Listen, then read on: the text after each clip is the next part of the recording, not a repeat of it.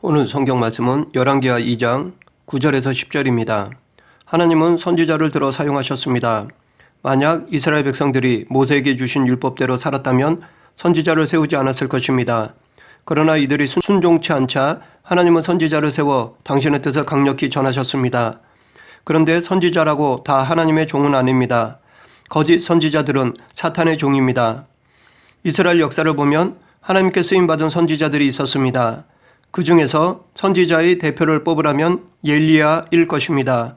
우리는 그 증거를 변화산에서 알 수 있습니다. 예수님께서 제자들과 함께 산에 오르셨습니다. 이때 모세와 엘리야가 나타났습니다. 구약의 수많은 인물 중에 왜 이 둘만 나타났을까요?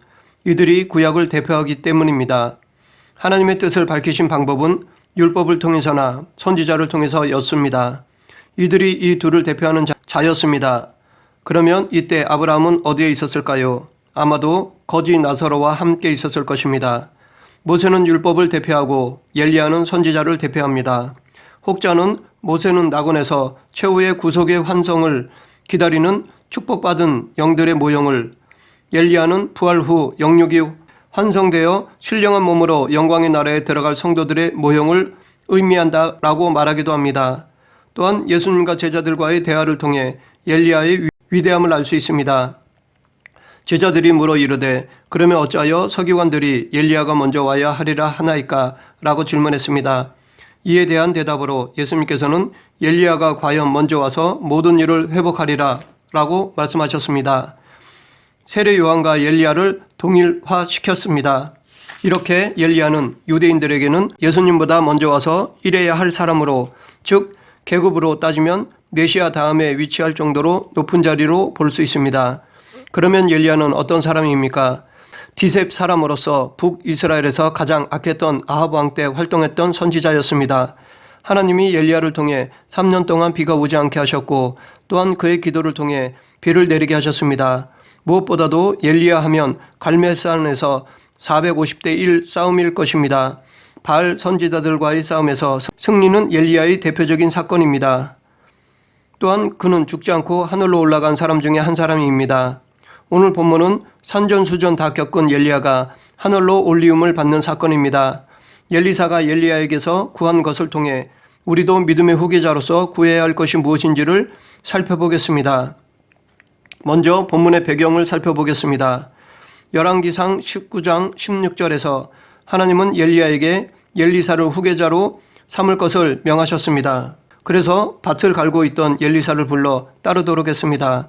그 후 하나님께서는 엘리야를 하늘에 올리고자 길갈에서 베델로, 베델에서 여리고로, 여리고에서 요단으로 보내셨습니다.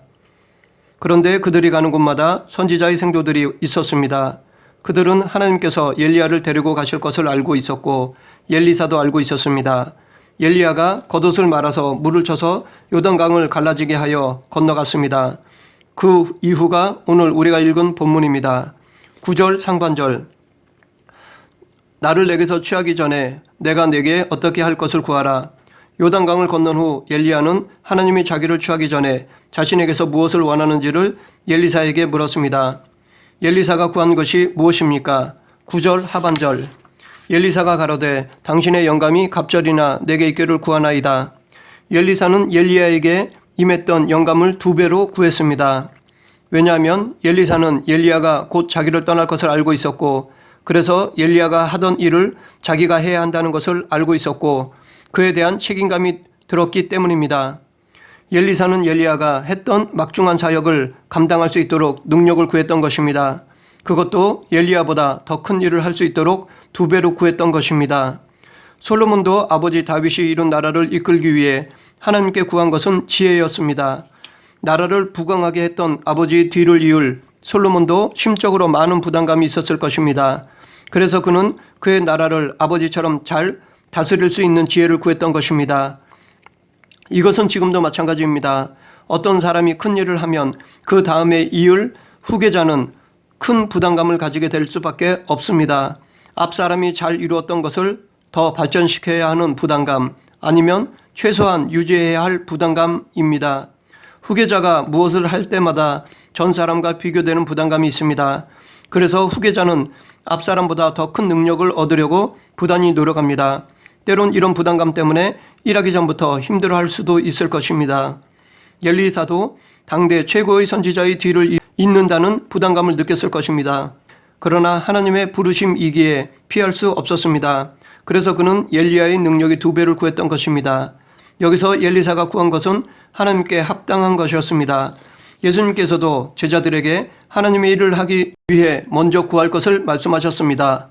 오직 성령이 너에게 임하시면 너희가 권능을 받고 예루살렘과 온 유대와 사마리아와 땅끝까지 이르러 내 증인이 되리라 하시니라. 우리도 하나님의 일을 하는 데 있어서 물질, 힘, 지식이 아니라 먼저 성령님을 간구해야 할 것입니다. 지금 엘리사는 하나님의 종으로서의 우선순위인 성령의 능력을 구했습니다. 하나님의 일은 인간의 지식이나 힘이 아니라 성령님의 유기적 영감에 의해 해야 하는 것입니다. 엘리사의 간구에 대한 엘리야의 대답은 10절 상반절 가로되 내가 어려운 일을 구하는도다. 왜 어려운 일이라고 했습니까? 영감은 자기가 주는 것이 아니기 때문입니다. 하나님의 은혜로 주어지는 것이기 때문입니다. 이것은 전적인 성령님의 사역입니다. 그래서 엘리야는 장담할 수 없었습니다. 아마도 엘리야는 엘리사에게 축복기도 정도로 기대하였을 것입니다. 그러나 엘리사는 영감을 요구했고 이때 엘리야는 당황해했을 것입니다. 그러나 엘리야는 냉정하게 생각하고 단호히 자기의 권한이 아님을 말했습니다. 여기서 우리는 참 선지자, 즉 참 하나님의 종의 자세를 알 수 있습니다. 당대의 큰 능력을 보여준 엘리야도 자기의 영역과 하나님의 영역을 확실하게 구분했습니다. 즉 자기가 하나님 앞에서 어떤 존재인지를 정확히 알고 있었습니다. 사실 따지고 보면 비를 3년간 오지 않게 했다가 내리게 한 것이나 바알 선지자들과의 대결에서 승리한 것은 엘리야의 능력이 아니었습니다. 하나님께서 엘리야를 통해 역사하신 것이고 엘리야는 단지 시키는 대로 했을 뿐입니다. 엘리야는 자신의 화려한 과거의 주인공이 아니라 하나님이 주인공임을 알고 있었던 것입니다. 하나님의 능력이 자기를 통해 나타났다면 많은 사람으로부터 존경과 경외함을 받습니다. 그래서 이런 상황에서 겸손하기가 쉽지 않습니다. 자기 능력인 양 하여 자기를 높이는 사람들이 있습니다. 그러나 그들의 능력은 오래가지 못하며 그 종말도 비참해집니다.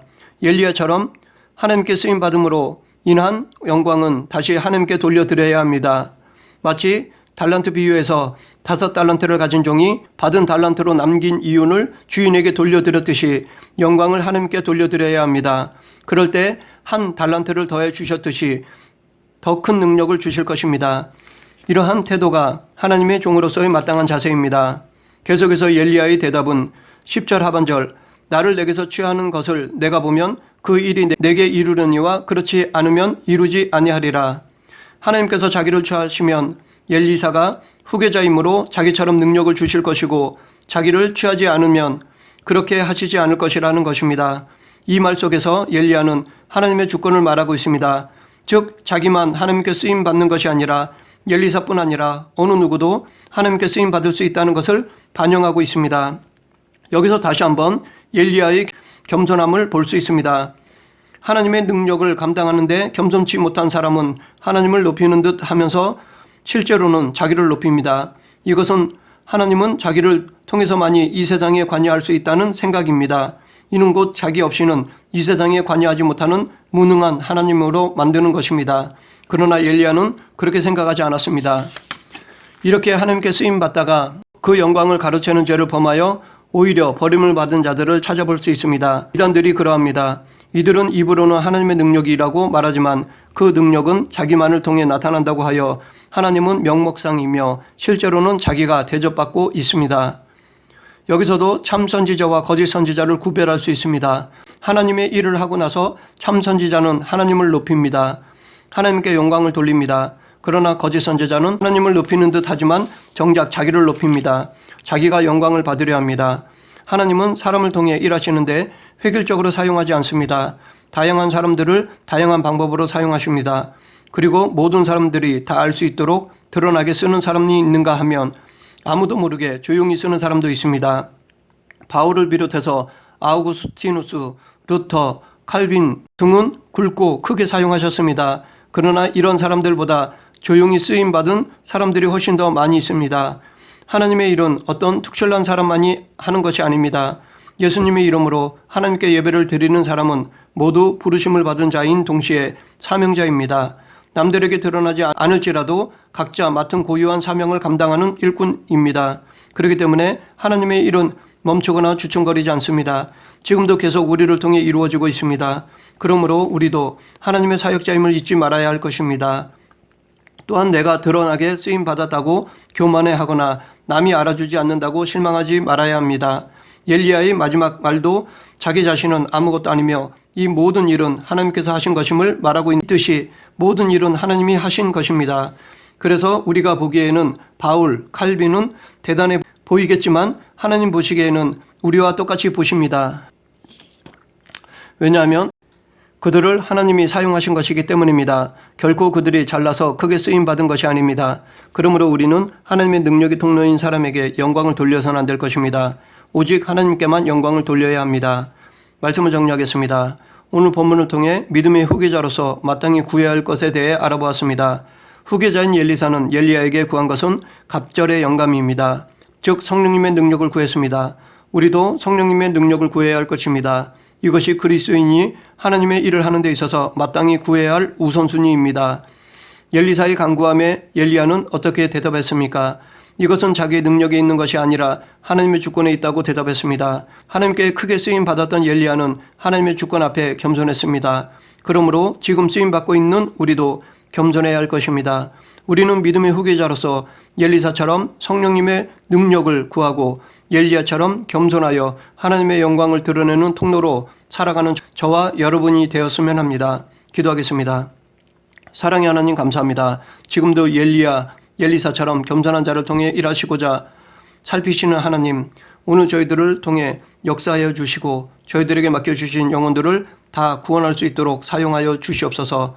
저희들 또한 하나님의 일을 하는 데 있어서 힘으로가 아닌 성령님의 능력으로 할 수 있게 하시고 오직 하나님의 영광만 드러나게 하여 주시옵소서. 예수님 이름으로 기도드립니다. 아멘.